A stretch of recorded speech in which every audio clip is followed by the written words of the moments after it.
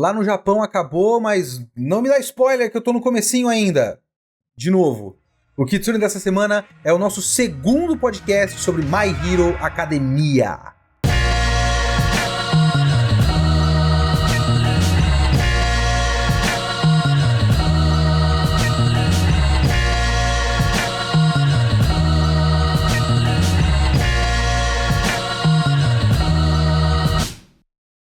Esse podcast é um oferecimento dos nossos apoiadores. Clica aqui no nosso financiamento coletivo no Catarse, o link tá na descrição deste vídeo. Eu falei no episódio passado que eu tava com uma certa preguiça de continuar lendo My Hero Academia desse ponto. Tem muita coisa que eu gosto em My Hero Academia, eu gosto bastante eu sou um defensor de My Hero Academia, mas depois daquele primeiro arco que é muito trabalhando a rivalidade Deku e Bakugou e as diferenças entre eles e tudo mais, o próximo seria o torneio escolar, seria o festival esportivo escolar. E bateu uma preguiça tão grande. E eu acho que essa preguiça, em mim, que sou um defensor de My Hero Academia, é significativa. Porque eu falo isso há muito tempo.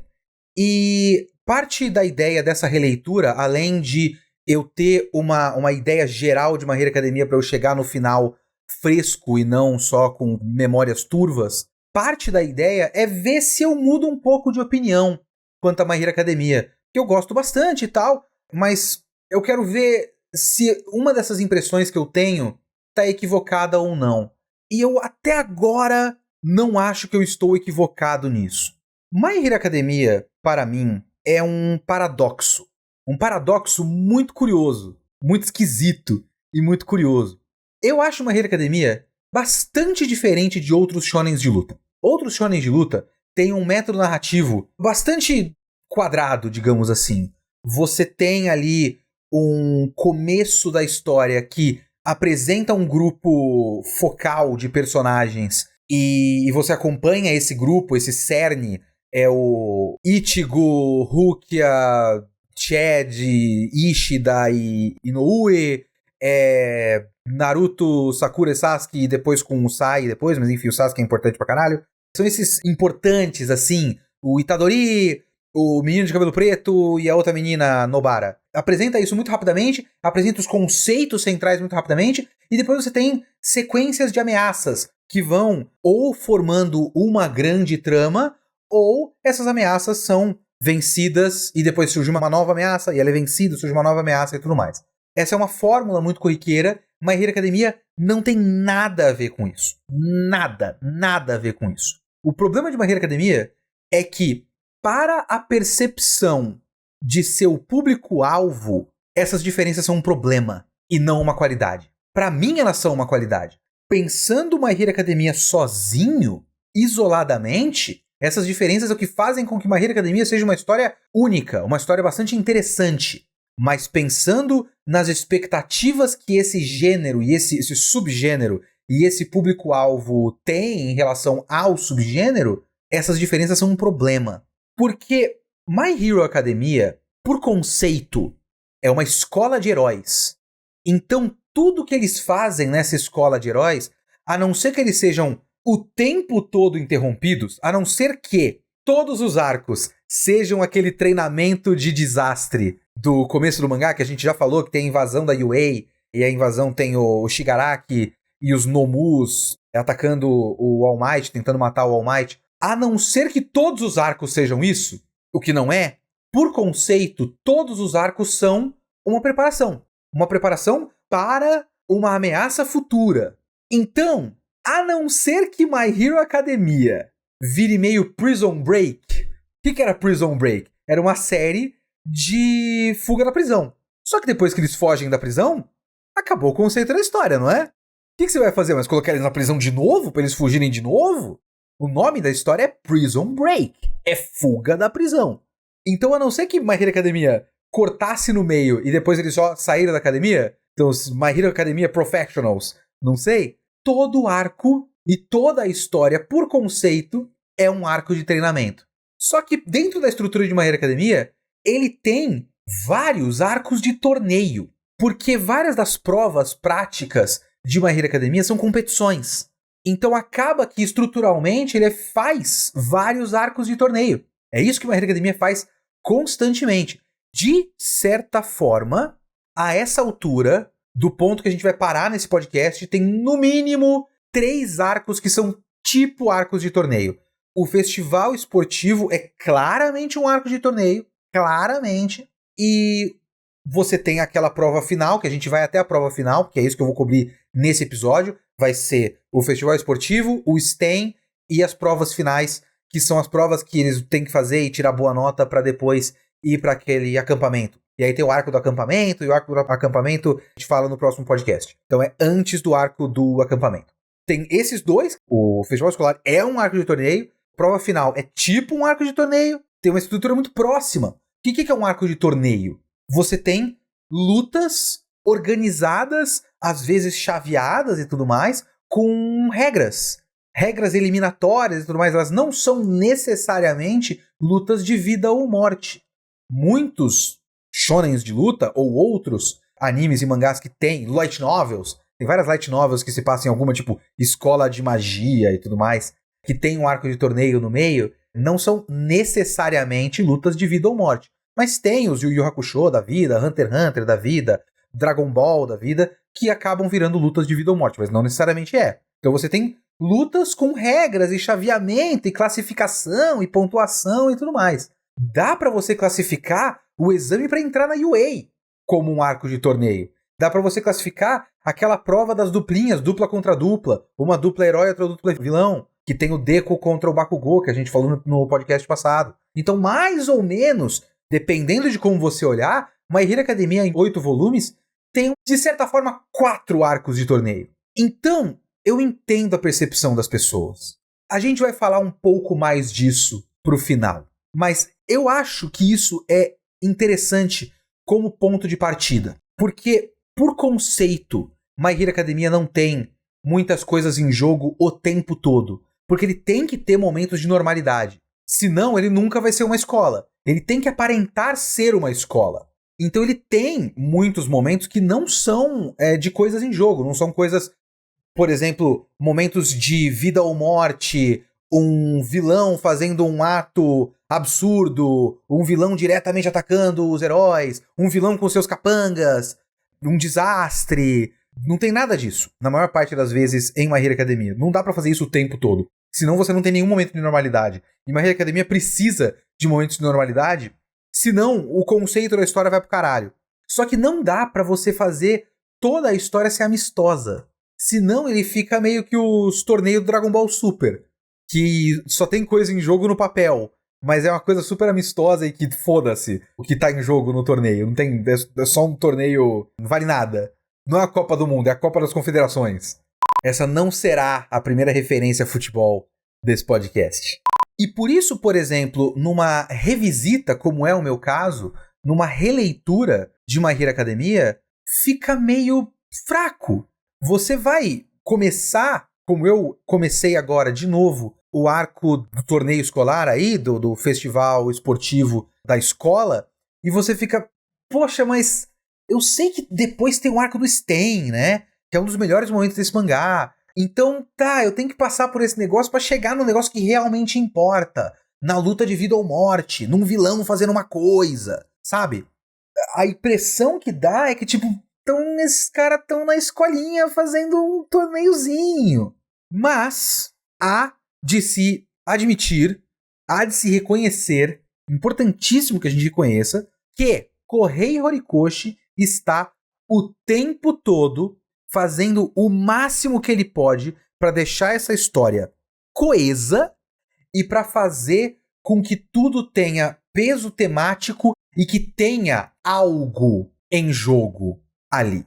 Pois bem, vamos lá. Primeira parte, nosso primeiro podcast foi sobre um trecho que é muito focado no Deku, principalmente, e, em segunda instância, no Deku e Bakugou. Deku versus Bakugou, Deku e Bakugou, Deku em contraste com o Bakugou. É importante o Bakugou na formação do personagem do Deku, dos conflitos do Deku e de como a gente entende o Deku como personagem. O Bakugou ainda será melhor trabalhado ao longo da história. Isso, inclusive, é um problemão ao longo desse começo de releitura, porque o Bakugou realmente é um saco, né, cara? Ai, puta que pariu. O Bakugou é um personagem fascinante. Quando você já passou por todo o processo que ele vai passar e vai chegar num ponto em que o personagem é ressignificado e que nem é de verdade nesse trecho, as pistas estão lá, mas nem é de verdade nesse trecho, quando você chegar lá, o personagem do Bakugou é fascinante. Mas até chegar lá, ele é um saco. Nossa senhora, puta que pariu, cara. Dificulta muito a leitura. Ele é meio insuportável, no geral, assim. É um problema. Nessa parte, é menos o Bakugou. É mais a formação do elenco, né? A expansão do elenco. Então a gente vai ter Uraraka, Ida, Todoroki, principalmente esses, que são melhor trabalhados, assim, ao longo desse trecho. E a apresentação de outros personagens, a apresentação das personalidades e dos poderes, das dinâmicas de grupo são apresentadas ao longo desse arco. Mas a coisa que sustenta esse arco é, obviamente, o Deku e o conflito interno do Deku. O primeiro passo para que esse arco de torneio, né? Esse arco do festival escolar, ele tenha algum tipo de relação com o resto do que tá acontecendo. Tem até uma piadinha de tipo, depois de tudo que aconteceu, do ataque dos vilões e tudo mais, a gente vai fazer um festival escolar. Aí todo mundo grita, caralho, que normal, hein? Ninguém fala caralho, que normal no mangá, mas enfim. Eles falam, puxa vida, professor, mas que coisa normal. E eles se surpreendem com o fato de ser uma coisa muito normal. Mas é interessante que o roteiro amarre essa normalidade e fala, tá, a gente tá fazendo uma coisa muito normal de propósito. É importante que a gente aparente normalidade para não passar a imagem pública de que estamos em pânico, de que os vilões venceram, de que tem uma crise acontecendo, sendo que a gente sabe que estamos prestes a passar por uma crise muito grave, porque surgiu um pessoal que pode ser uma ameaça muito grande, etc, etc. Isso passa um pouco por uma parte que eu acho esquisita nesse arco, que é a ideia de que esse arco é importante que eles façam esse torneio para aparentar normalidade, passa muito pelo fato de que a UA é o centro desse mundo. De um jeito que agora pensando é meio esquisito. É um enorme parêntese que eu vou abrir aqui, então tenham paciência comigo. Vamos lá. Tem algumas histórias, algumas franquias, alguns mundos, alguns universos fictícios que criam um sistema e alguma coisa muito diferente do nosso, e eles imaginam que essa coisa nova faça com que o mundo inteiro mude. Por exemplo, o fato de que, no caso de My Hero Academia, por exemplo, é o Japão. São países normais, não é um mundo fictício à la Naruto, que não se passa no Japão, não se passa na Terra, se passa num mundo fictício. No caso de My Hero Academia, se passa no nosso mundo. É Japão, é Tóquio, é bairros e distritos reais. Mas 90% da população mundial despertou superpoderes. Isso, obviamente, vai mudar a maneira como o mundo se configura. Então, várias coisas vão completamente mudar. Muitas histórias de super-herói tentam imaginar como seria um mundo completamente moldado ao redor dos super-heróis. Eu acho, por exemplo, que Marvel e DC fazem isso muito pouco. Marvel e DC estranhamente funciona exatamente como o nosso mundo, mas também tem o Homem-Aranha. É diferente, por exemplo, de um Watchmen, que de fato os super-heróis mudam a política mundial, a geopolítica. Existe uma tentativa de imaginar o mundo completamente mudado depois do surgimento dos super-heróis em Watchmen, assim como em My Hero Academia. Fazendo essa comparação só vocês ficarem putos. Pra alguém chegar e falar, não dá pra comparar Watchmen e My Hero Academia. Pois é, amigo, eu acabei de comparar. Quer dizer alguma coisa? Eu falei que My Hero Academia é tão bom quanto? Não, é uma comparação. É normal comparar coisas. Enfim. Mas é muito engraçado quando histórias fazem isso e parece realmente que não só o mundo muda, como esse vira o único assunto do mundo. Pra mim, o melhor exemplo disso é Pokémon.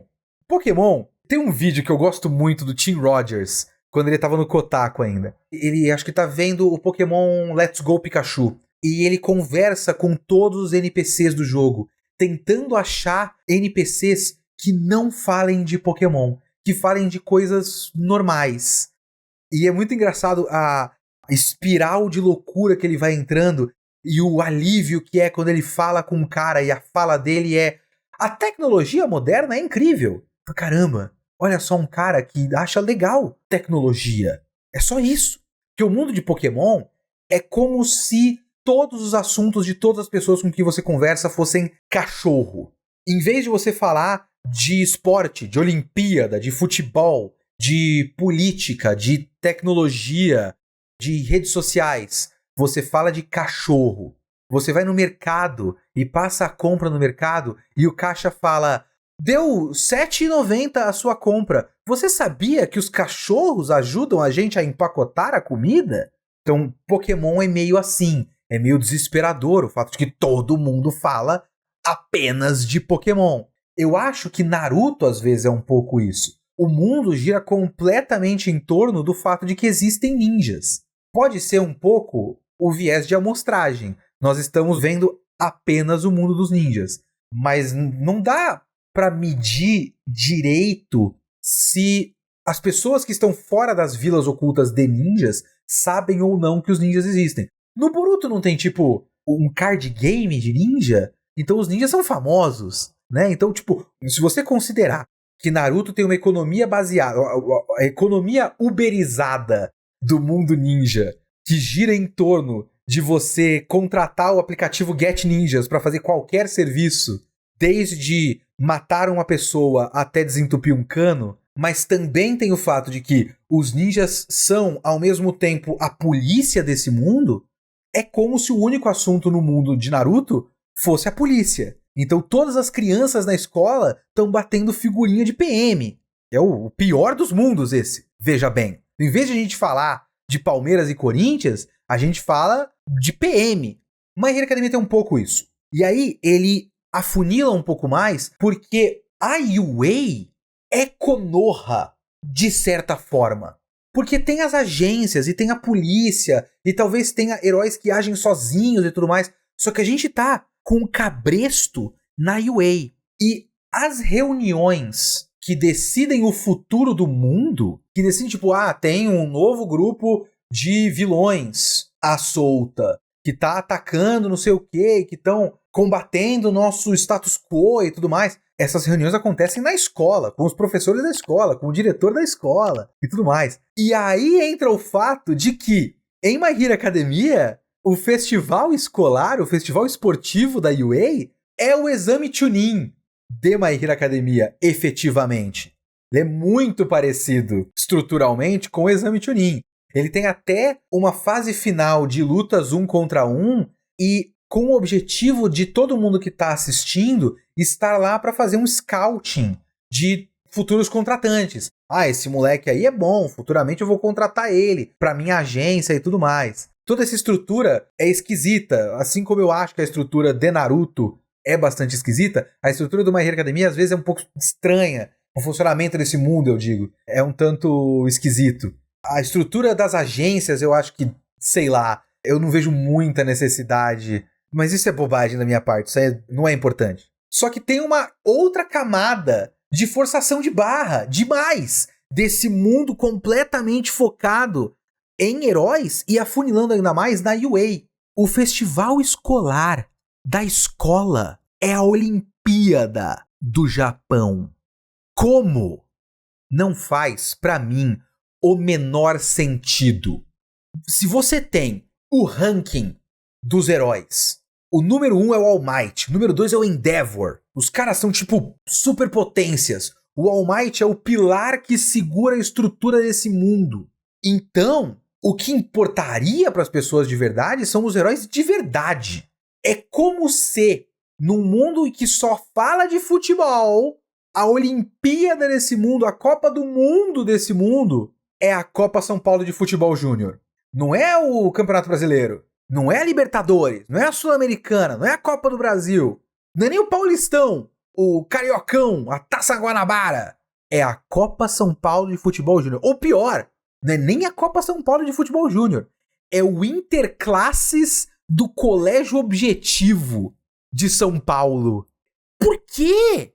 Eu realmente não consigo entender.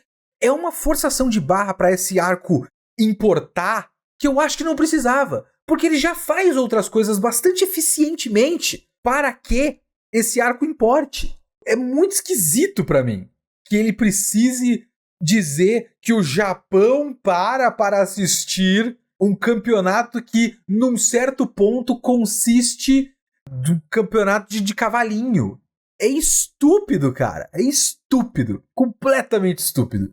Eu falo isso como um defensor de My Hero Academia e um detrator de Naruto. Eu não gosto do Exame Chunin, mas o Exame Chunin faz mais sentido e é melhor do que o festival escolar. E eu acredito que o festival escolar, o festival esportivo da UA, tem a mesma função e uma posição estruturalmente muito parecida com o Exame Chunin. E é amplamente inferior ao Exame Chunin. Mas depois de ser bizarramente negativo com um mangá que eu gosto muito, vamos aos positivos aqui. My Hero Academia é, por conceito, o enorme arco de treinamento com vários arcos de torneio salpicados aqui e ali. Então você não tem o tempo todo vilões atacando, lutas de vida ou morte, etc, etc. Então ele precisa fazer com que, de alguma forma, coisas estejam em jogo nesse momento, porque senão não importa a história que você tá lendo. É qualquer coisa. Algo tem que estar em jogo. E tem coisas em jogo. Como eu já falei, ele coloca aí a competição dentro de um contexto da grande trama da história que está começando a se desenhar nesse ponto, que é tipo, a gente tem que pelo menos manter as aparências, então vamos fazer uma coisa normal. Então tem primeiro esse ponto. Mas o ponto principal, a espinha dorsal das coisas que estão em jogo nesse momento é o Deku. O Deku é extremamente importante. Porque nesse começo da história, a coisa mais importante que tem sobre o Deku é o fato de que o One for All é um peso. E é um peso em vários sentidos. Não tem só o peso físico, que eu vou defender isso, eu acho que o tipo de crítica que se faz nos pontos específicos em relação ao Deku, principalmente no desenvolvimento desses poderes lá pra frente na história, vai demorar pra gente chegar nesse ponto ainda aqui no podcast, são críticas que eu não concordo. Eu acho que, por exemplo, esses próximos desenvolvimentos já são trabalhados aqui, já estava adiantado que as coisas que todo mundo não gosta iam acontecer, o conceito do poder já estava muito bem estabelecido aqui, e ele é estabelecido não só como lore, como funcionamento do poderzinho, ele está estabelecido tematicamente, porque tem o peso físico, ou seja, o Deku ganha os poderes e é fácil, e ele ganha os maiores poderes do maior herói de todos. Porra! A história toda, 50% no mínimo, do roteiro de My Hero Academia é o Deku tem que aprender a usar esse poder, senão ele vai morrer. É isso. Toda vez que ele usa, ele estoura uma parte do corpo.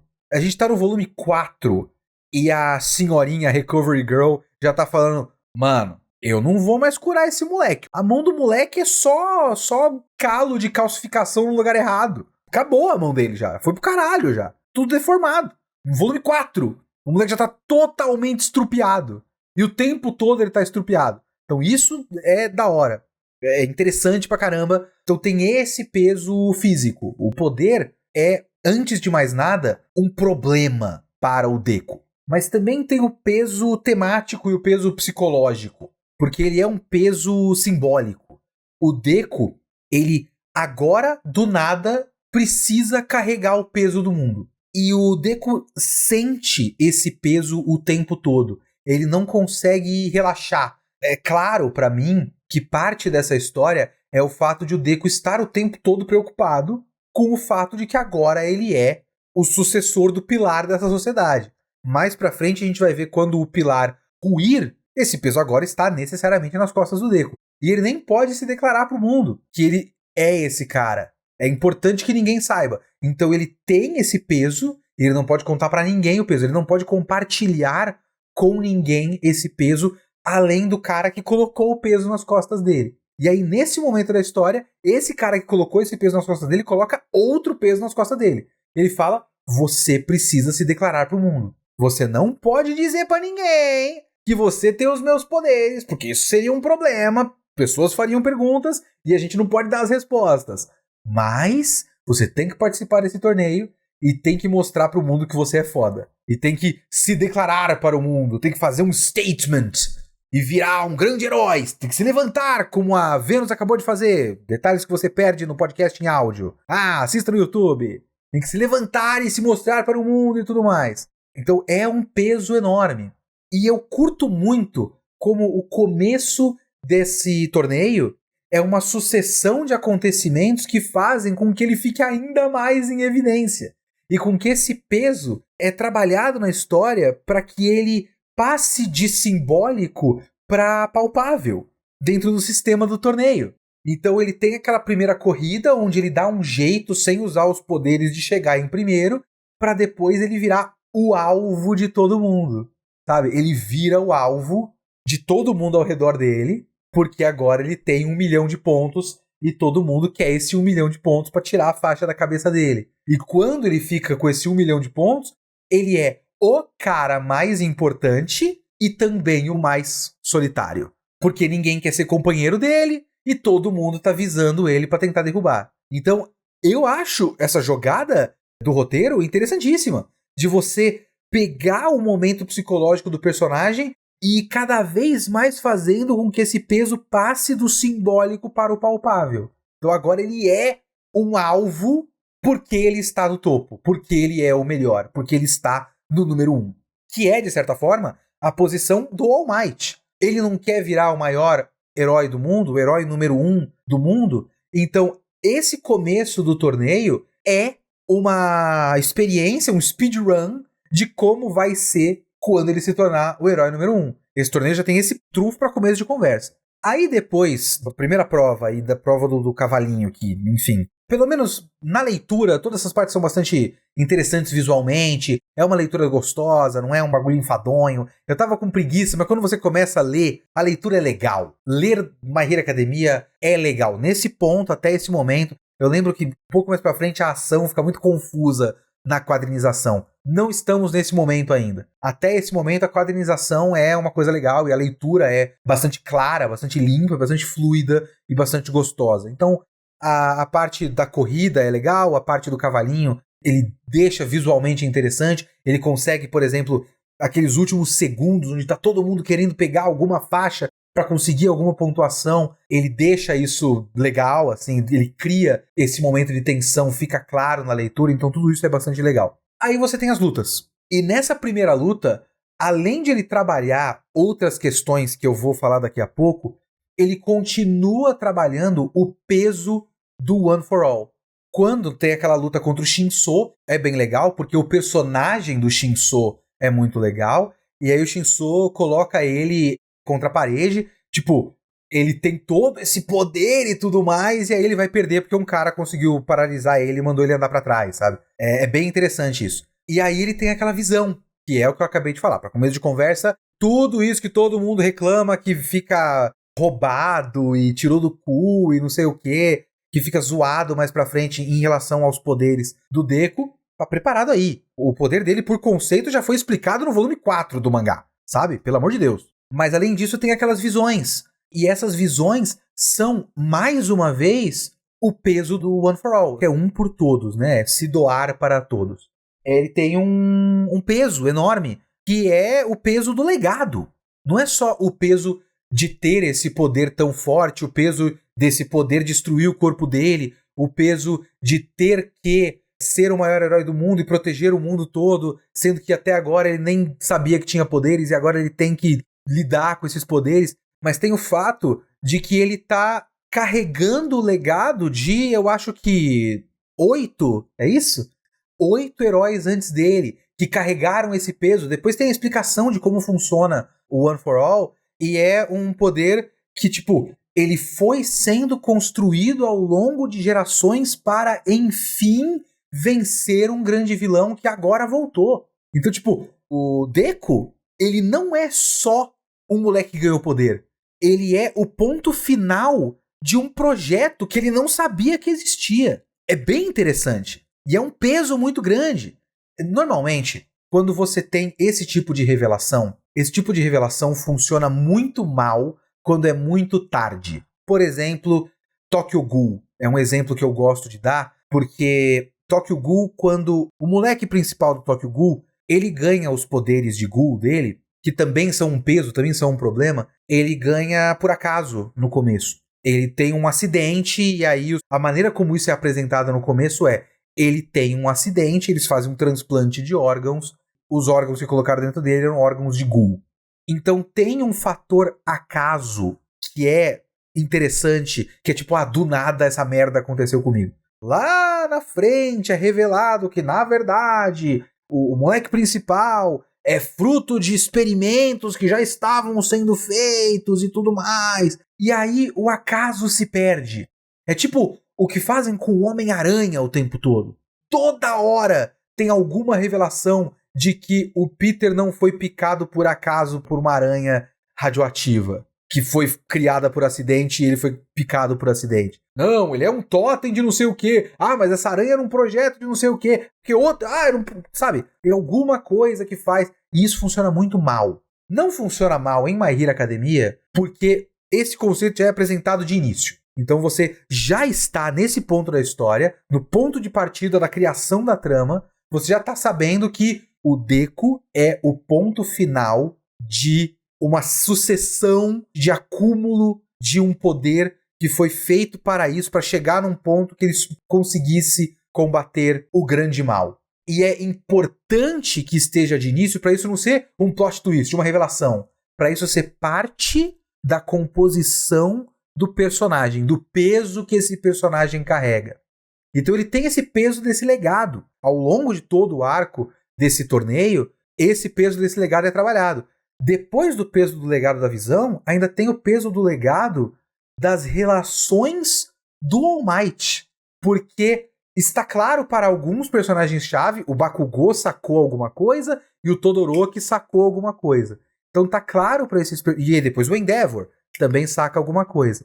Para esses personagens que sacaram, eles já estão mais ou menos ligados que tem alguma conexão do All Might com o Deku. E no caso da relação com o Todoroki e com o Endeavor, acaba se criando uma relação de rivalidade que o Deku não fazia ideia que existia.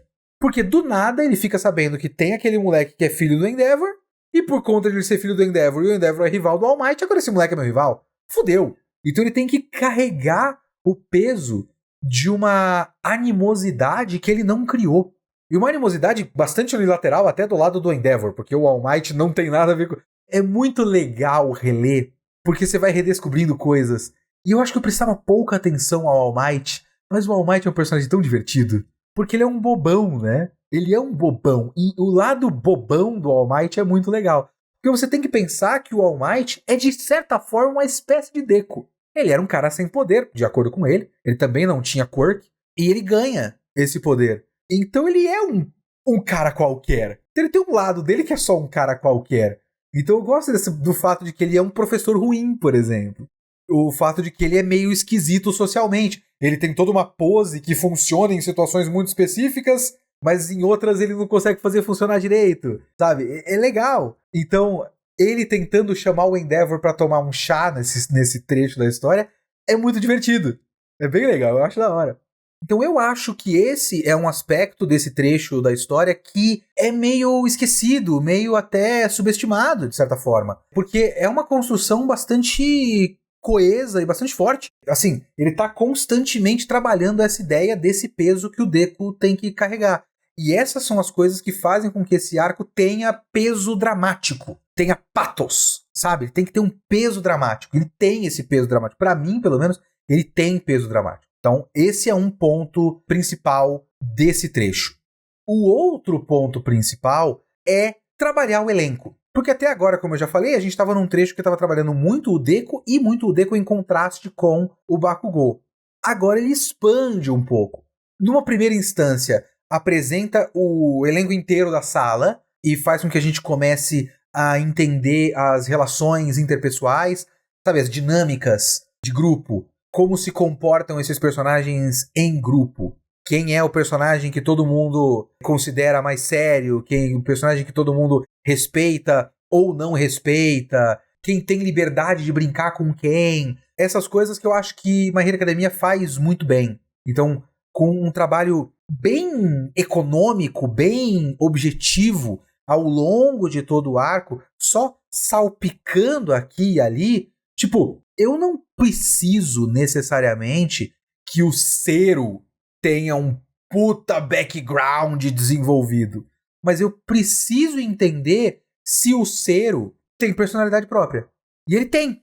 Ele é o palhação que ninguém exatamente desgosta, mas também não é um cara que todo mundo admira. Então ele tem esse tipo de dinâmica com a sala, que é uma dinâmica diferente do Mineta, por exemplo. A dinâmica do Mineta com o resto da sala é diferente da dinâmica do Zero. É completamente diferente da dinâmica com o Bakugou.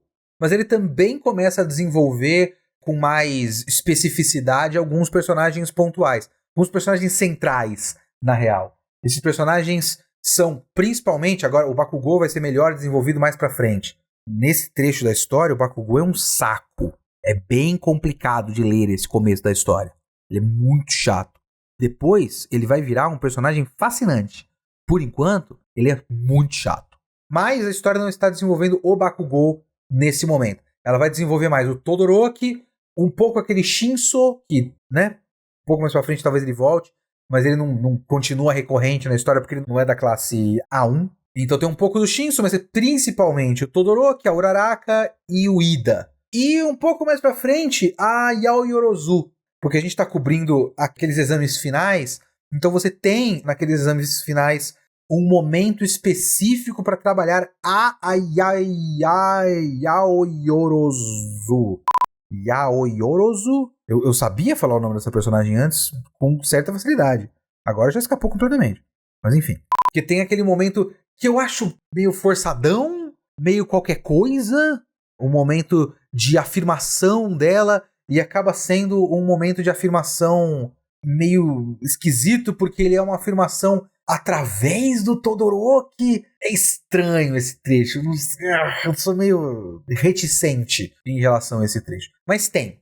Esses personagens vão se descobrindo e se afirmando. E o ponto principal dessas descobertas e autoafirmações e desenvolvimentos e tudo mais é um debate sobre motivação pessoal, sabe? E é muito interessante como o Horikoshi trabalha essas motivações pessoais, porque ele cria um espectro de motivações pessoais, que é aquilo que eu falei. Eu não preciso que o Zero tenha um background triste, tenha um flashback triste. Nem todo personagem tem um flashback triste. E é interessante que nem todo personagem tenha um flashback triste. Então, por exemplo, a Uraraka, pra mim, é uma das personagens mais legais do mangá inteiro. Porque ela é uma mina que, mais uma vez, nessa sociedade que tudo gira em torno da existência dos heróis, ela chega e fala, pô, herói é um trampo, né? E o dinheiro de casa aqui tá meio, sabe, tá meio faltando. A Uraraka talvez esteja passando por uma fase. Eu tive uma fase dessa financeira da minha vida que eu chamo da grande fase do ovo em casa. A minha mãe fala, quando ela, na infância dela, ela teve a fase do fubá, que não tinha dinheiro, então a mãe dela cozinhava tudo que era possível com fubá. Porque fubá é muito barato e rende. Ele meio que multiplica. Ele sustenta, multiplica, rende e é muito barato. Ovo, de certa forma, tem isso. Ovo é mais barato do que carne. Então, tive toda uma fase da minha vida que não tinha quase nada de carne, a não ser, tipo, salsicha eventual. Mas tinha ovo. Minha mãe fazia os três básicos: ovo frito, ovo mexido, omelete. Ovo frito, ovo mexido, omelete. Era isso. Então, talvez a Uraraka esteja na fase do ovo da vida dela também. Aí ela chegou e falou, pô, se eu conseguir esse trampo, se pá, a gente come carne em casa. Então, é uma motivação normal. E é da hora que tenha essa personagem com uma motivação normal. Que você tem alguns personagens que são tipo o Ida. O Ida, ele tem uma motivação que é muito tipo, minha família é uma família de médicos e eu admiro a minha família de médicos e eu quero ser médico também, porque meu pai é médico, meu avô é médico, meu irmão é médico. Então eu também quero ser médico. Esse é o Ida. A Uraraka é meio, o meu pai é pedreiro, então eu acho que se pá, o meu esquema é ser jogador de futebol, sabe? Enquanto você tem o Todoroki, que sim, ele tem um flashback triste de mangá. Tem até uma fala do Deku falando, caramba, com esse background dele, se isso aqui fosse um gibi, ele era o personagem principal. Porque ele tem um background muito mais forte do que a maioria dos personagens. Inclusive, o background dele é tenebroso de triste. Ele é fruto de um experimento bizarro de eugenia do pai dele. Bizarra a história dele. Então ele tem um peso muito grande ali, ele tem uma mágoa muito grande. Ele é, de certa forma, o Sasuke dessa história. Só que ele é o Sasuke dessa história salvo muito cedo pelo Naruto. Antes de ele virar o Sasuke, antes de surgir um Orochimaru para esse Sasuke, o Naruto da história fez o jutsu do discurso e conseguiu inspirar esse cara. E esse desenvolvimento desses personagens passa muito por essas inspirações, por essas motivações que giram em torno de uma discussão de o que faz de um herói um herói. Então, por que ser herói? Para que ser herói? Qual é a função de um herói nesse mundo e por que cada um desses personagens quer ser um herói?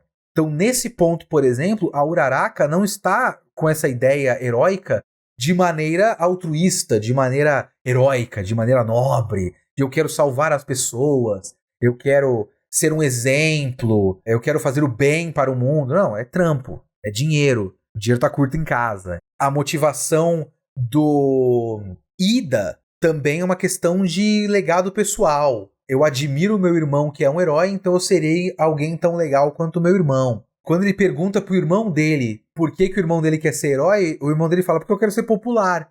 Por causa disso? É meio piada. Só meia piada? Então tem um pouco disso? Sim, tem um pouco disso. Um pouco disso é que eu quero ser popular. Tem uma sinceridade nisso. Eu quero ser popular. Ser um herói é legal. Mas ele também tem um outro lado que é, não é legal uma pessoa que ajuda uma senhora a atravessar a rua? Então ele tem uma admiração também sincera de pessoas que fazem coisas boas. Que às vezes você pode achar legal só o cara que é forte, o cara que é estiloso. Não, ele acha bonito, bacana, exemplar. Ele acha maneiro, acha descolado o cara que ajuda a senhora a atravessar a rua. Então existe uma sinceridade nisso também. E nesse momento da história a gente começa com esse tipo de discussão. É isso que eu falo que eu gosto em My Hero Academia, que ele faz uma coisa que eu gosto em histórias, principalmente em narrativas longas, né? Narrativas longas, quando querem abordar um certo tema, é mais interessante que esse tema seja abordado de vários ângulos diferentes. Porque se você vai fazer uma história seriada, longa, de muitos volumes, de muitos episódios, de muitas temporadas, não dá pra você bater na mesma tecla o tempo todo. E se você vai bater na mesma tecla, que você use acordes diferentes dentro dessa mesma tecla. Então, quando ele está discutindo a motivação de ser herói, você tem essas motivações pessoais, mas você tem também outras discussões passando por ali. Por exemplo, a discussão do Shinso. A discussão do Shinso é muito interessante, que é, ele não passou para a escola de herói porque o poder dele era completamente inutilizável na prova específica do exame de admissão da escola de herói. Então, o exame de admissão da escola de herói fez um exame. Eu sempre gosto de fazer a analogia com, pelo menos, se eu lembrar de colocar aqui, tem um vídeo muito legal de um canal chamado Sean, que é um vídeo de, sei lá, umas 2 horas sobre o desenvolvimento do exame de QI. Que o exame de QI é uma farsa, né? Parte do exame de QI é, até no vídeo, pelo menos, fala isso, pelo menos do conceito original do exame de QI, ele não é só uma prova de lógica, de raciocínio lógico, ele também tem um pouco de prova de conceitos gerais, né, de conhecimentos gerais. E aí, uma prova de conhecimentos gerais desenvolvida nos Estados Unidos ou na Inglaterra, eu não sei, que os caras vão querer, tipo, levar pra vilarejo distante em algum país africano e o cara não sabe qual é o 22º presidente dos Estados Unidos e você fala que por isso ele tem um QI baixo, é uma prova estúpida, não é? Isso não prova a inteligência dele. Aqui, eu não sei qual é o 22º presidente dos Estados Unidos. Então eu vou colocar o vídeo de referência. Se eu não colocar, vocês me lembrem nos comentários que eu coloco depois na descrição do vídeo e do podcast.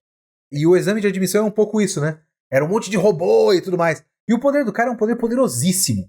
Que é, se eu falo com você e você me responde, eu controlo você e acabou. Então eu falo, e você fala o quê? Pronto, eu controlo seu corpo, eu posso falar, pega uma faca e enfia no seu olho. É poderosíssimo esse poder. Mas não é um poder que dá pra você usar contra o robô. E essa era a única prova que tinha, então ele não passou. Então ele não pode ser herói. E esse é um poder estereotipadamente de vilão. Eu adoro esse trecho, eu gosto muito desse trecho. Porque esse é um trecho, ele é muito rico pra mim, porque ele vai trabalhando essas questões de várias frentes diferentes. Ele começa a plantar uma semente que vai ser regada e colhida ao longo da história, que é a divisão dessa sociedade. O que formou esse status quo? Essas ideias estão começando a ser plantadas e germinadas nesse trecho que a gente está falando aqui. Então, na formação dessa sociedade, você precisava dividir o que é certo e o que é errado. Quem está do lado do bem e quem está do lado do mal. Então, esse é um poder que você olha para um cara e fala, pô, esse é um poder de controle mental, poder de vilão. E ele passou a infância toda com pessoas falando para ele, pô, você tem um puta poder de vilão, né? Isso vai entrando na cabeça do moleque. Só que ele não quer ser vilão. Ele admira heróis. Ele até fala. É até interessante. Tipo, a gente não escolhe. Ele fala, né? A gente não escolhe as coisas que a gente gosta. Que a gente admira. Eu quero ser herói porque eu sempre admirei heróis. Vou fazer o quê? Eu não vou do nada virar um vilão porque todo mundo falou que eu sou um vilão. Mesmo, de certa forma, a sociedade direcionando ele para ser um vilão. A sociedade fazendo uma barreira de entrada que não deixa ele entrar. E ele tem habilidades específicas que ele não pode desenvolver. Aí você entra em toda a discussão de tipo, educação, método educativo. Tipo, o fato de talvez o vestibular não ser a melhor maneira de você classificar pessoas para uma universidade. O fato de provas não serem, talvez, a melhor maneira de você testar a criança na escola, sabe? Esse tipo de coisa. Você começa a aflorar através desse começo de discussão que depois, em My Hero Academia, vai começar a desembocar em outras coisas. Tipo, e as pessoas que não nascem com um corpo normativo, com aparência humana? Tipo Tokoyami, por exemplo. Tokoyami é um cara que nasceu com cabeça de pássaro. A cabeça dele é tipo uma cabeça de corvo caricatura. E aí? A sociedade está podendo acomodar essas pessoas com corpos diferentes? Então essas discussões é que começam a aflorar nesse ponto. Só que aí, do ponto de vista dele, quando ele olha o Deku, que tem um poder muito forte e está na academia de heróis, e tem um monte de gente olhando pra ele, aplaudindo, ele acabou de ser o número 1 da corrida e não sei o quê, ele olha pro Deku e fala, você recebeu tudo de mão beijada nessa vida. Você nunca vai entender as coisas pelas quais eu passei, sendo que você sempre teve as coisas de mão beijada. Quando é justamente o contrário. Então você tem essa coisa também de você medir o outro pela sua régua sem saber a realidade do outro. É bem interessante essas discussões e que o Deku não pode esclarecer, né? Por isso que tem esse peso. Tipo, tem um cara apontando o dedo na cara dele, jogando as verdades na cara dele, que se ele pudesse explicar, ficaria mais claro, mas ele não pode. Então essas dinâmicas são muito interessantes nesse trecho da história. Então você tem esse tipo de discussão do que é ser herói. Tipo, ser herói é ter um poder heróico? Ser herói é fazer o bem? Ser herói é vencer? Essa é uma discussão que tem lá no final desse trecho, naquela prova final, porque você tem essas definições de cada um e tudo mais, e ele passa, por exemplo, num certo ponto, que eles vão martelando a tecla de o Deku age sem pensar e sempre tá pensando no outro. Então, por exemplo, quando ele tá lutando contra o Todoroki, a luta dele contra o Todoroki não é uma luta pra tentar ganhar o Todoroki, é uma luta pra salvar o Todoroki. Então ele identificou uma coisa que ele pode ajudar um moleque e imediatamente tentou ajudar o moleque. Então, o Deku, ele é, por conceito, um personagem completamente altruísta. É uma crítica que se faz ao personagem, eu vou chegar nesse ponto já, lá pro final desse podcast, aguardem. Mas esse é o conceito do personagem.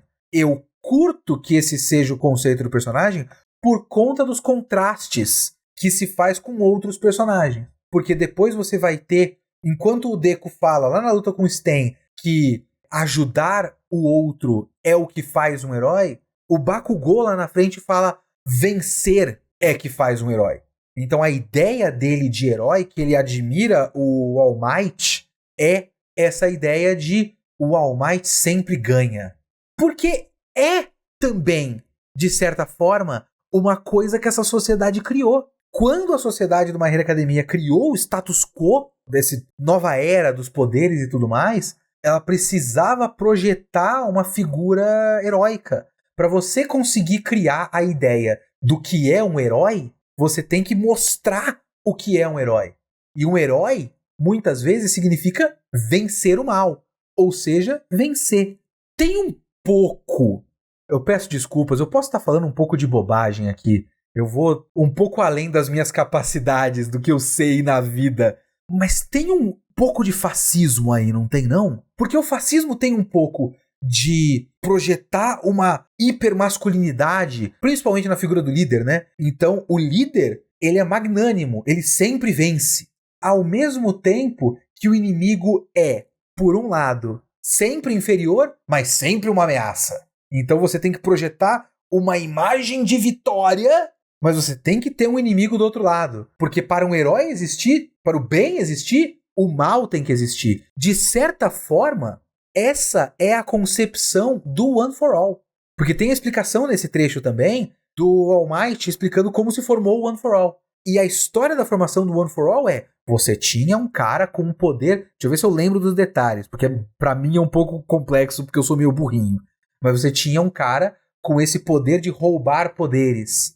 E ele também tinha o poder de conceder poderes. Ele podia fazer isso, né? Era o mesmo poder ou ele também roubou um poder de conceder? Agora eu não lembro. Mas ele tinha o poder de roubar e o poder de conceder. E ele tinha o irmão dele que não tinha poderes. E esse cara virou um puta vilão. O maior vilão de todos. O Darkseid desse mundo. Só que o irmão desse cara falou: porra, você tá fazendo coisa errada. Não pode fazer isso aí. Aí, como castigo, ele jogou o poder, que eu acho que é o poder de conceder. Ele deu esse poder pro cara.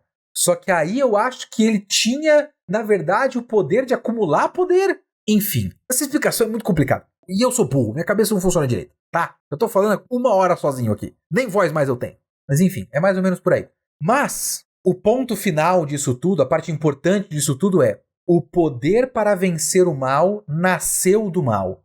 Então, surgiu um mal e em oposição a esse mal surgiu um bem. Então, esse bem, essa força do bem, existe através da existência da sua oposição. Ele só existe porque existe a oposição. Então tem um pouco disso de projetar essa imagem, e essa imagem precisa de um inimigo. Então precisa constantemente alimentar o que é o inimigo. E nisso você vai alimentando essas ideias circulando na sociedade, e o resultado, um dos resultados finais disso, é você ter um cara que é só um cara que tem um poder, e as pessoas olham pra ele e falam: pô, você tem um poder de vilão. Seu poder é do mal. Você vai virar vilão, você vai crescer e vai virar vilão, né? Ô, cuidado aí! Não vai me controlar não, hein? Ô! As pessoas vão criando medo do moleque, que é um moleque normal.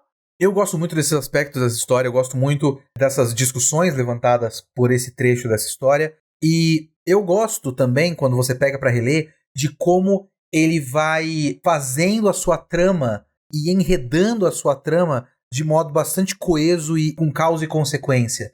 Então, essas discussões, elas vão respingando nas próximas partes da história.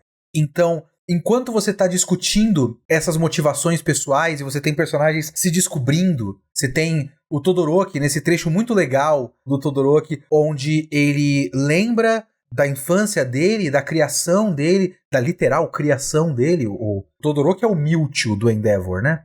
Então ele lembra do pai dele tratando ele de modo muito duro, mas também muito especial, muito separado. Então ele não podia conviver com os irmãos porque ele é especial. Então isso já criou toda uma série de problemas para ele também. Ele vai lembrando disso, mas o Todoroki, o Deku, consegue fazer com que o Todoroki perceba que ele não precisa ser definido por isso. Então é muito interessante quando ele usa o poder de fogo e o pai dele acha o máximo. E ele fala: então, é que naquela hora eu não estava pensando em você. O tempo todo que ele negava o pai, na verdade ele estava concedendo isso pro pai. Quando ele finalmente usou o poder de fogo do pai, era o momento em que ele não estava concedendo uma vitória pro pai. Porque ele estava sendo ele mesmo. Ele não estava pensando mais, não estava preso àquele negócio. Mais pra frente vai rolar mais coisas relacionadas a isso, ao Endeavor e tudo mais. A gente avalia isso quando chegar. Mas nesse ponto, é muito interessante que o Todoroki tenha dado um primeiro passo, e esse primeiro passo seja um seguir em frente. Não é um perdão, mas é um: se eu ficar pensando nessa bosta o tempo todo, não vai dar. É, como eu já falei, ele é o Sasuke, mas o Naruto chegou pra ele e falou: cara, Pare de pensar no Itachi. A vida é mais do que isso. Eu sei que é uma merda, mas você precisa seguir em frente, porque não vai adiantar nada você ficar pensando na porra do seu irmão. No caso do Naruto, pensar na porra do irmão dele faria sentido, porque depois o cara chega e ele é membro da maior organização criminosa do mundo, que vai causar uma puta guerra, etc, etc. Eu acho que, de fato, pensar no Itachi era meio necessário, mas o Sasuke não sabia disso nesse ponto da história, né? Mas enfim, isso é outra história. A gente vai falar de Naruto em outro podcast. Enfim, e você tem esses despertares que passam por essas discussões do que é ser o herói, do que não é ser o herói, do que é uma motivação nobre ou não, porque é interessante essas questões de pontos de vista. Assim como eu já falei do Shinso, o Shinso, ele tem uma percepção do Deku que só existe porque ele não tem o ponto de vista do Deku, mas o Deku, ele é um cara que ele tem o peso de ser o próximo All Might, o próximo pilar da sociedade, o próximo One for All, o próximo cara que tem que derrotar o maior vilão da história do mundo. Ele tem todo esse peso, mas, do ponto de vista dele, a motivação dele é só: eu admiro o All Might, eu quero ser que nem ele. E aí, quando ele vê outros personagens, ele acha que as motivações dele são mais nobres. Eu não lembro qual que ele comenta, talvez seja do Ida, que ele olha pro Ida falando que ele quer ser um herói pra continuar o legado da família dele e tal. E ele fala, pô, talvez a minha motivação seja meio normal, né? Perto do cara que tem todo um histórico de família e tal, eu só sou fã de um cara e quero ser que nem ele. Então, para o Deku, a motivação dele é tipo super comum, né? Então isso tudo é muito legal, essas motivações pessoais são muito interessantes. E aí você respinga no Stain. Isso foi um trocadilho não intencional, respingar, etc. Peço perdão, mas enfim, você respinga no Stain. Porque o Stain, ele expande essa discussão para toda a configuração da sociedade. Porque você vai vendo, o Ida quer continuar o legado da família dele, ele admira o irmão, por isso ele quer ser herói. Tá, bacana. Mas vamos pensar um pouco melhor sobre isso. E aí que entra coisas que eu quero muito prestar atenção nessa releitura da história. Vamos lá. Muito de My Hero Academia acontece em diálogos muito específicos de personagens que você não liga tanto. Por exemplo, logo depois do Stain, tem um discurso do chefe de polícia, que é um cara com cabeça de cachorro. E esse discurso do chefe de polícia é muito interessante, porque ele fala, o ponto final todo dele é que, tipo, tudo isso que eu falei, eu teria que falar numa situação normal, só que eu não posso negar que vocês fizeram uma coisa abnegada, vocês agiram da maneira como vocês tinham que agir naquele momento, então eu não posso punir vocês. Eu deveria punir vocês de acordo com as regras da sociedade, porque vocês fizeram coisas erradas. Porque eles usaram os poderes sem licença. Porque existem regras. Então ele faz todo um discurso em que ele muito brevemente sumariza, resume a formação dessa sociedade. E quando os poderes surgiram, foi caos. Não tem um flashback em My Hero Academia, até onde eu sei. Não tem um flashback do momento do surgimento dos poderes. E tomara que não tenha um spin-off disso, porque isso não importa. Tipo, não importa no sentido de a gente tem que ver isso. Não tem que ter o lugar silencioso parte 0, no caso, né? O início. Tanto faz. Tá implícito na história. Mas o cara explica que no começo teve caos. Do nada, um monte de gente tem superpoder. Num dia, ninguém solta raio pelo olho. Na manhã seguinte, 40 pessoas soltam raio pelo olho. Na outra manhã, tem mais uns 10 soltando fogo. Foi um caos. Então, num primeiro momento, foi de total opressão e controle da sociedade. Até onde eu entendi, o que eles fizeram no primeiro momento foi: ninguém usa, não pode. E aí depois teve um usa, mas com licença. E aí que surgem os heróis. O Gran Torino também faz um discurso quando ele tá falando do surgimento do Stain e de como o Stain agora vai, como uma mancha, se espalhar pela sociedade. O Stain de fato é uma mancha. Ele chega na história e muda completamente como tudo funciona a partir daí. E ele nem precisa participar mais da história. Até onde eu li, ele não ressurge. E tomara que não ressurja, mas eu não duvido que ele tenha ressurgido. Não coloquem spoilers nos comentários, pelo amor de Deus. Mas eu não acho que ele ressurge, não tenho notícia de ressurgimento dele. Eu gosto muito desse funcionamento dele dessa maneira. Ele chega e, de fato, ele colocou um asterisco. Ele é meio que o Inception, sabe? Essa ideia foi colocada. E quando você coloca a ideia, acabou. Não tem como você parar de pensar. uma vez visto, nunca mais desvisto. Então ele mostrou, ele abriu a cortina, ele mudou a maneira como as pessoas pensam nesse ponto.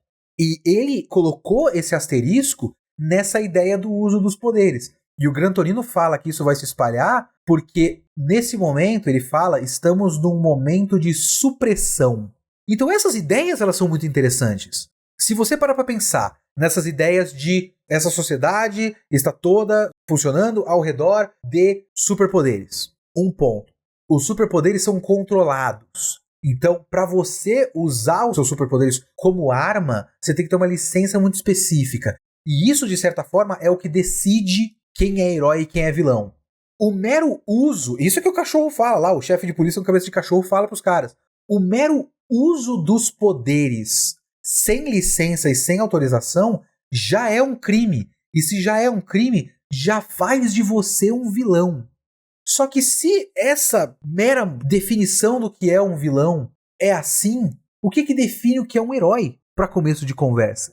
Então, nesse ponto da história, a definição de herói é meio turva. Ela só não é completamente turva porque você tem o All Might e o Deco. O All Might e o Deco, eles funcionam, e eu já falei isso várias vezes, o Deco não só é um Capitão América nessa história, na concepção do personagem como o cara que já era um herói antes de ter o poder para ser herói.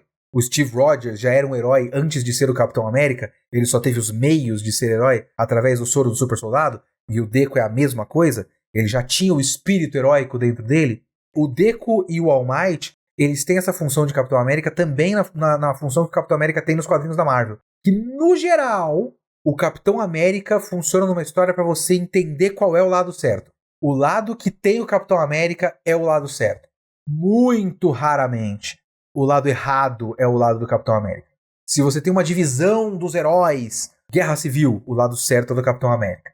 Quando você tem, naquela construção do Hickman, no final é o Guerras Secretas, e tem os Illuminati e tudo mais, e os Illuminati estão tomando decisões completamente questionáveis, o Capitão América é um cara que fala, vocês vão fazer merda. E aí os caras tiram ele do Illuminati. Porque o Capitão América está certo, mas eles têm que continuar fazendo a coisa errada. E o Deco e o All Might têm um pouco dessa função. Então, se o Deco falou certa coisa, é porque está certo. De certa forma, o Stain, paradoxalmente, tem essa função também. Porque o Stain é um cara que julga os heróis. Ele é uma balança do mal, assim, que vai pesar a sua alma. Então ele pesou a alma de um monte de gente por aí, só que ele pesou a alma do Deco e pensou, você tem que viver, porque você tá certo. Porque o Deco chegou e falou, eu vou te salvar. Ele chega pra salvar o Ida falando, eu vim te salvar. E aí o Ida fala, isso não tem nada a ver com você. E o Deco fala, esse é o meu trabalho. Pode não ter nada a ver comigo, mas você precisa de ajuda, então eu vou te ajudar. Mesmo que você não tenha pedido, mesmo que você não queira. Eu vou te ajudar porque você precisa. Então, de certa forma, essa é a única base de uma ideia mais concreta do que é ser herói dentro dessa história. Que é, em você tendo a possibilidade de ajudar quem precisa, ajude. Essa é a ideia do que é ser herói. Mas nessa sociedade em que herói é um conceito com uma série de camadas sistêmicas, um monte de gente é herói por outras motivações. E aí que entra, por exemplo, o fato de eles estarem naquele estágio, e você tem, por exemplo, a Yao Yorozu, que vai ser estagiária de heroína, e ela faz propaganda. Ela não salva ninguém, ela faz propaganda. Até o fato muito esquisito de o Deco vai fazer com o Gran Torino, e aí o Gran Torino fala, tá, então a gente tem que fazer seu estágio, né? Então vamos pegar bandido. Uma ideia meio policial, né? Bom, então a gente é do bem, vamos achar uns vagabundo que é do mal. Se a gente achar um vagabundo fazendo alguma coisa, a gente dá um tapa na cara dele, então a gente fez o bem. Isso é ser herói. É uma ideia esquisita, que o próprio Gran Torino, que é um personagem do bem, repercute. Então, eu curto demais esse trecho do Stain. Não só porque a luta é muito boa, de fato, a lutinha no beco. É um arco que é só uma luta num beco. Porra, mas é uma luta muito legal no beco. É até interessante quando você pega, tipo, o fato de que o Deco, o Deco no beco. Mas o Deco, ele tem o poder mais poderoso do mundo, mas nesse ponto da história, um maluco com 2 facas é um problemaço pra ele. 2 facas é um poder de paralisar, mas é um poder de paralisar muito limitado. Mas mesmo assim é um problema do caralho pro Deco. E pros outros caras, o Todoroki tem um poder muito forte e tem muita dificuldade com um cara com 2 facas. Por quê? Porque o Todoroki, o Deku e o Ida são crianças. Então eles não vão vencer o maluco com facilidade. Não vão chegar e falar, Kamehameha, foda-se, Não, tipo, é uma luta que realmente faz você sentir que tem coisas em risco. Inclusive, eu acho um pouco estranho o quanto ao longo de, tipo, metade da perna final ali do arco de torneio do festival escolar, parece muito que o Horikoshi tá fazendo um foreshadowing da morte do Ida. Tipo, tá muito claro, quando você relê, fala, caralho, mas ele tá construindo a morte do Ida. E aí ele não morre. Mas, é interessante que o Ida não morra, porque o Ida tem que aprender a lição. Ele não tem que morrer. Ele tem que passar por essa experiência do Stain e ser manchado pelo Stain. E ficar pensando, tipo, não, peraí. Aquele vilão com uma absurda cara de vilão, uma puta cara de psicopata, ele é um maluco com o olho vidrado, nariz raspado, língua de Venom, 2 facas enferrujadas, serrilhada, com o poder de beber sangue. Ele é tipo o vilão. Ele é muito vilão. Esse cara que é tipo a imagem cuspida e escarrada do que essa sociedade definiu como o mal. Esse cara tá certo. Eu, de fato, fui meio babaca ali. Eu tava motivado apenas por uma vingança pessoal. Ele não ia lutar contra o matador de heróis, porque lutar contra o matador de heróis é fazer o bem. Porque esse cara tava matando pessoas, e matar pessoas é errado. É porque ele pode matar outras pessoas, então se eu detiver esse cara agora, ele não vai matar outras pessoas. Então, deter ele agora é fazer o bem. Não, esse não foi o pensamento dele. O pensamento dele foi, ele prejudicou o meu irmão, e eu quero que esse cara se foda. Eu não quero prender ele, eu quero matar ele, eu quero bater nele. Ele, de fato, tava com a pior motivação possível. Tá certo que é muito foda o cara que causou essa motivação falar, você matou meu irmão e eu quero te bater. Ah, você tá errado nisso aí. Não é porque eu quase matei o seu irmão que você pode querer me matar. Isso não é muito nobre da sua parte. É meio pau no seu cu. Foda, porque se fosse da realidade, tipo, pô, beleza o que você tá falando, muito bacana o seu discurso, mas vai tomar no meio do seu cu, irmão? O meu irmão não vai poder andar por sua causa. Eu quero que você se foda com o seu discurso. De certa forma, o Ida tá certo. Enfim, esse é um dos melhores momentos do mangá até hoje, não tem jeito. O arco do Stain é minúsculo, ele é uma briga num beco. E é incrível e muda completamente o status quo da coisa toda. Que inclusive é isso que ele queria fazer. Bagunçar o status quo da coisa toda. Tanto é que é até curioso esse movimento, porque ele chega, ele deixa a marca dele, deixa a mancha dele, some da história depois disso, até onde eu sei pelo menos, e a partir daí que surge o resto da Liga dos Vilões. São pessoas levadas à Liga dos Vilões achando que o Stain é parte da Liga dos Vilões, sendo que ele meio que chegou a ser convidado, mas falou que não queria, mas a gente tem objetivos finais com filosofias completamente diferentes, mas filosofias finais próximas, mas oficialmente ele não fez parte da Liga dos Vilões. Eles fizeram 2 merdas simultâneas. E aí os caras são levados à Liga dos Vilões. Ele foi usado pela Liga dos Vilões e pelo All for One. E aí a gente chega a esses próximos personagens, que tem aquele cara da cara queimada que eu esqueci o nome, a Arlequina do My Hero Academia, enfim, vários personagens que vão fazer parte da história a partir daqui. E nesse momento é o momento em que a trama de My Hero Academia é de fato definida. Porque até esse momento a gente teve, como eu falei, uns 4 arcos de torneio, vários treinamentos, vários testes. Aí você teve 2 vezes em que vilões atacaram e acabou muito rápido, mas agora foi definido que você tem o cara que causou o ferimento mortal no All Might, o cara que é a oposição conceitual ao All Might e ao poder do One for All, o All for One, apelidado em tempos atrás por mim e pelo urso de Almôndega, porque de fato ele parece uma almôndega.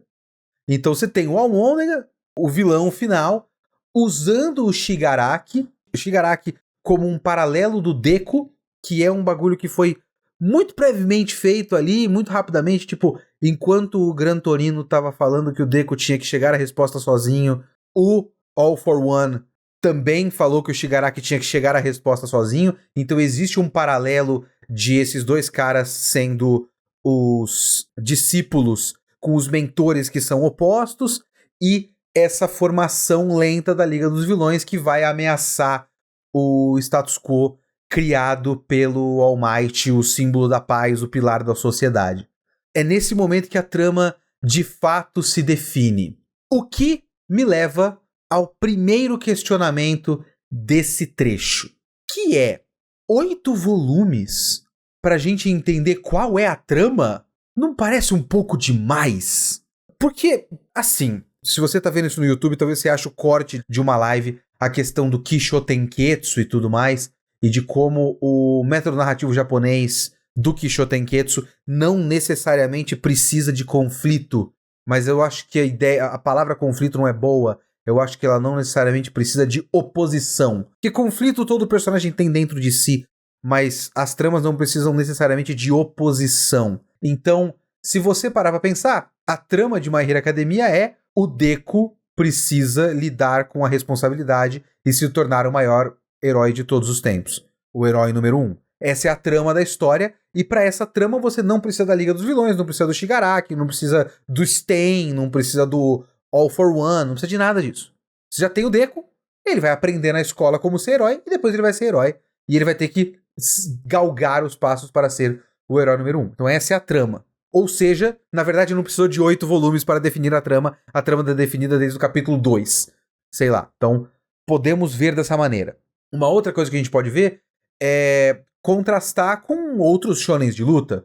Por exemplo, se você pensar num Bleach da vida, quanto tempo até chegar nos caras querendo a Rukia de volta pra de fato ter uma trama? Não sei quantos volumes, talvez seja 8, talvez seja 6, talvez seja 9, alguma coisa assim. Mas é um tempo até chegar lá, de fato. Naruto, por exemplo, que você tem ali no começo do Exame Chunin, eu não vou lembrar de quantos volumes isso dá. O Exame Chunin começa no volume tipo 5 ou 6, e aí o Orochimaru chega ali no volume 5, alguma coisa do tipo. Eu fiz podcast disso e já esqueci.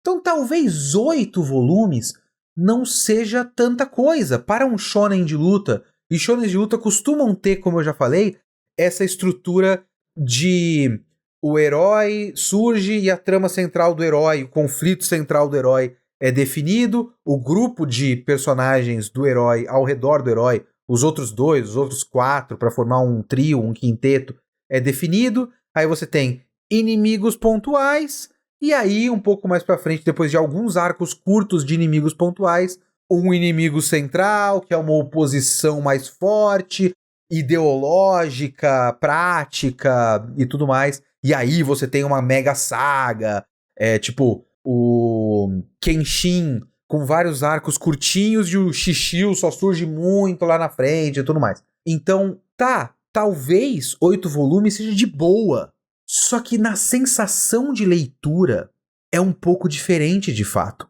Eu realmente entendo. Eu não concordo, veja bem. Não sou eu não acredito totalmente nisso, mas eu entendo quando tem aquele tipo de comentário que fala que My Hero Academia parece que anda em círculos, que não chega a lugar nenhum, que anda e não nada acontece, sabe? Eu entendo quando falam isso. Porque, de fato, se você parar pra pensar num shonen de luta, 8 volumes é meio normal pra ter, um início de uma saga. Só que a próxima parte do que acontece não é o início de uma saga. É mais um incidente. Então, My Hero Academia ele tem uma estrutura meio cíclica de escola, incidente, escola, incidente. Eles fazem alguma prova, uma competição, e aí surge um vilão e faz uma coisa, esse negócio tem que ser solucionado. Ah, um personagem é raptado, vão atrás dele. Mas não parece que você tá vendo, ok, agora começou. Essa vai ser a saga. Esse é o vilão, esses são os capangas, então eles vão lutar esse contra esse contra esse contra esse. Então a fila, luta contra o vilão final. Essa estrutura em My Hero Academia não faria o menor sentido. Não tem por que My Hero Academia funcionar dessa maneira. Mas por conta de ele não funcionar dessa maneira, e por conta do tipo de coisa que a gente espera dessa história, e também por conta do fato, e isso sim eu concordo, do fato de fato, essa estrutura meio cíclica, parece que você vê a mesma coisa várias vezes, dá a sensação muito forte de que a história anda e não vai pra lugar nenhum. Que demora pra engrenar, demora pra alguma coisa acontecer. Eu acho injusto quando fala que demora pra alguma coisa acontecer, porque, por exemplo, o Sten é uma baita coisa. É uma coisa muito grande. É um incidente num beco, mas ele é um estopim. E é um estopim tão interessante porque é um estopim ideológico. É um estopim que faz os personagens do mundo começarem a pensar diferente e a gente começar a pensar diferente. Então é um estopim muito legal. É uma coisa que aconteceu e que aconteceu muito forte. É muito legal, mas é pequeno.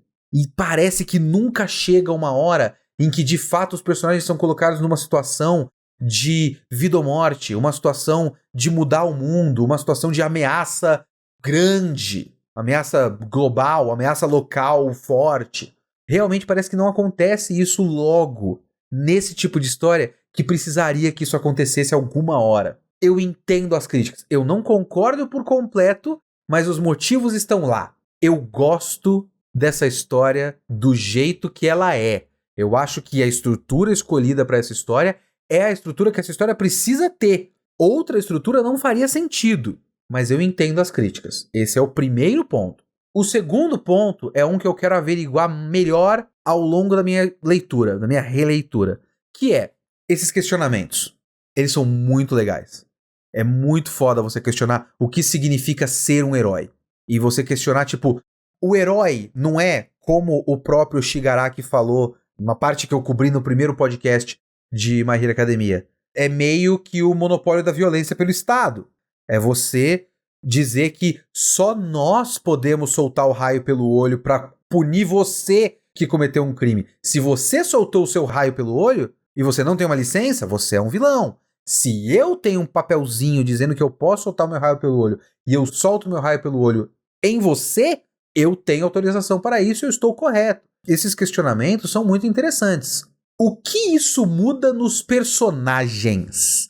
E principalmente no Deku, que é o maior foco desse tipo de crítica pelo público, críticas justas. Porque, como eu falei, o Deku funciona como um Capitão América. Ele, de fato, funciona bem como um Capitão América, porque ele é essa bússola moral. O problema de ele ser essa bússola moral é que eu acho que esses questionamentos passam voando pela cabeça dele. Porque ele meio que já tá certo. Tipo, se você tem um personagem como o Sten, que questiona o status quo, e você tem o Deku, que quer fazer parte do status quo, e esse é o problema de histórias de super-herói, né? História de super-herói acaba caindo muito nisso. É uma manutenção do status quo, sabe? Acaba sendo. O herói não é um revolucionário. O herói é um mantenedor da paz. Então o herói não vai mudar nada, ele vai manter como está. De certa forma, o conceito de super-herói é conservador. Então, o Deku, como esse personagem meio que conceitualmente conservador, quando tem um personagem que questiona isso, ele não questiona o Deku, porque ele já está certo. Então, o Ida, por exemplo, ele olha pro Sten e fala, o Sten tá certo. Mas o que isso muda no comportamento do Ida? Eu quero averiguar isso, não tô falando que, não faz nada. Eu tô numa releitura e eu quero ver o quanto a história vai trabalhar isso. Porque ele levanta esses questionamentos, ele levanta questionamentos muito interessantes, muito legais. Mas os personagens mudam por causa disso? O mundo muda. Eu posso dizer, inclusive, a partir de agora, a entrada desses personagens é o mundo mudando. Mas ele muda o suficiente? Os personagens mudam de ideia, mudam de atitude a partir disso? Quais personagens? O quanto eles mudam? É isso que eu quero ver. O Deku, de memória, muda muito pouco nesse sentido. A evolução do Deku acaba sendo aquele tipo de evolução que eu critico em outros shonens, que é tipo, o personagem não muda, ele só se transforma porque ele fica mais forte, ele tem mais poderes.